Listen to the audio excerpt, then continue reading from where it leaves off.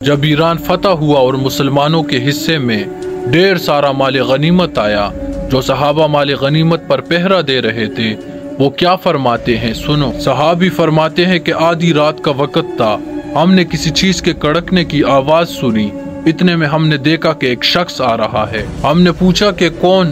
کہنے لگا کہ کیسر بادشاہ کو میں نے قتل کیا تھا اور اس کا جو سونے کا تاج تھا وہ میرے پاس تھا، میں اسے مال غنیمت میں جمع کرانے آیا ہوں۔ آپ نے اس تاج کو زمین پر رکھا اور لات مار کر اسے مال غنیمت کی طرف پھینک دیا۔ جب وہ جانے لگا ہم نے کہا کہ ٹھہر جاؤ، تم نے اسے قتل کیا ہے، یہ تاج تمہیں ہی ملے گا۔ کہنے لگا کہ جن کے لیے میں نے کام کیا ہے وہ بہتر جانتے ہیں، مجھے اس تاج کی کوئی ضرورت نہیں ہے۔ آج چائے کی پیالی میں بکنے والے صحابہ کے بارے میں بات کرتے ہیں۔ صحابی نے تو سپر پاور کے بادشاہ کے سونے کے تاج کو لات مار کے مال غنیمت کی طرف پھینک دیا۔